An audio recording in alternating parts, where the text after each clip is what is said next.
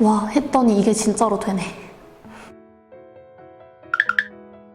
이곳은 가정통신문입니다. 학교를 다니면서 많이 접할 수밖에 없는 존재잖아요.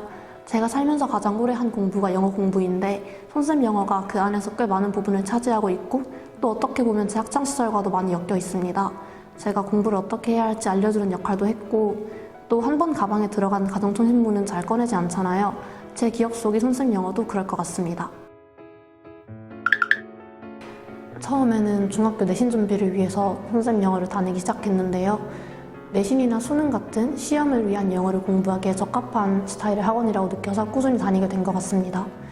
대형 학원이다 보니 다양한 학교에 맞춰서 자료를 많이 다양하게 줄 수 있는 점도 좋았고 또 내신별로 반을 나누되 학생들 개별 멘토링 시간을 두는 점도 도움이 많이 되었습니다. 본격적으로 수능을 준비하는 시기부터는 1등급 반, 만점반과 같이 학생들 수준에 맞게 반편성과 목표 설정이 이루어졌었는데요. 그것도 어떻게 보면 동기부여가 된 것 같고 결론적으로는 학생들 개개인에 많이 신경 써주는 학원이라고 느껴서 좋았습니다. 고3 때 수능과 연계되는 EBS 교재를 중심으로 수업을 진행한 점이 좋았던 것 같습니다. 그래서 수능 영어와 맞지 않는 수준이나 스타일의 공부를 하면서 시간이 낭비되는 일이 적었고 또 교재가 출시되는 시기에 맞춰서 바로바로 진도를 나가다 보니 학교 수업을 통해서 연계 교재 복습을 할 수 있어서 좋았습니다. 학창 시절을 지나면서 다양한 직업을 꿈꿨었는데 의사를 포함해서 구조대원이나 소방관처럼 제가 한 번이라도 이끌렸던 직업은 결국 누군가를 구하는 일이었던 것 같아요. 제가 뭘 원하는지 알고 나서 사람을 가장 가까이에서 살피고 살려낼 수 있는 직업은 의사라고 생각해서 의예과를 지망하게 되었습니다. 우선은 의대에 진학할 수 있는 성적을 갖추는데 가장 많은 노력을 한 것 같습니다. 내신이든 수능이든. 그러면서도 나중에 의사로서 누군가를 치료하기 위해서는 사람에 대해 잘 알아야 한다고 생각해서 다양한 사람과 상황을 겪으면서 단단한 마음으로 나와 남을 이해하려는 시도를 많이 했던 것 같아요. 결론적으로는 입시 상황에서 마음을 다잡는데도 많은 도움이 됐습니다. 수능 한 달 전쯤에 과탐 모의고사를 푸는데 점수가 계속 안 좋게 나와서 걱정을 많이 했어요. 걱정되니까 긴장해서 점수도 잘 안 나오고 그랬는데 지금까지 내가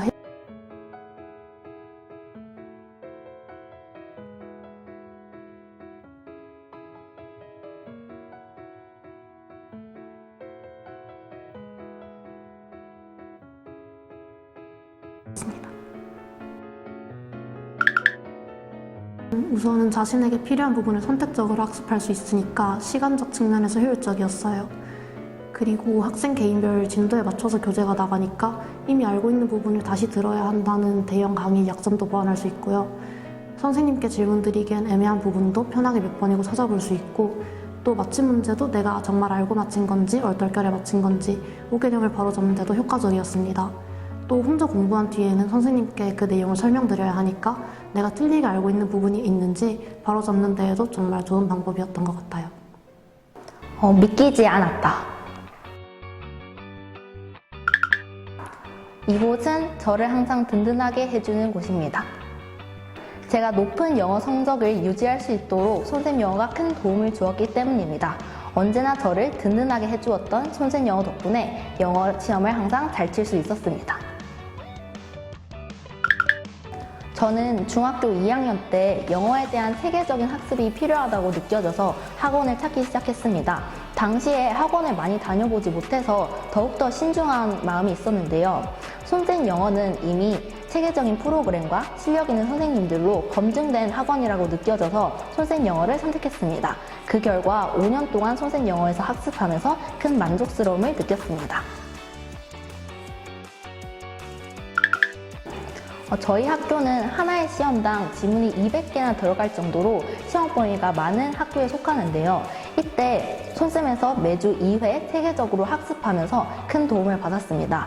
학습할 때마다 선생님께서 활발한 소통을 지속해 주셨던 점이 저는 크게 유익했다고 생각합니다. 선생님 영어가 없었다면 제가 내신 대비를 할 때 무척 힘들었을 것이라고 생각합니다.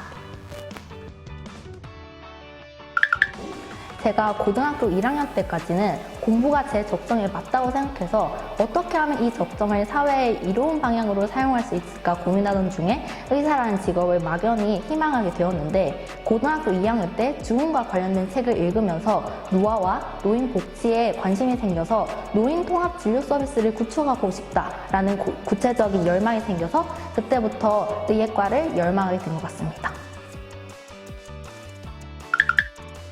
저는 내신을 시험을 칠 때 중간고사 때 낮은 등급을 받았다가 기말고사에 올린 적이 많았었는데요. 낮은 내신 등급을 보았을 때 그날은 감정적으로 치우치는 점이 많아서 그날은 울어버리고 다음날부터 저의 부족한 점을 보완하는 방향으로 공부했습니다. 그날 울어버리고 나면 다음날은 공부를 해야지라는 오기가 생겨서 공부를 하게 되더라고요.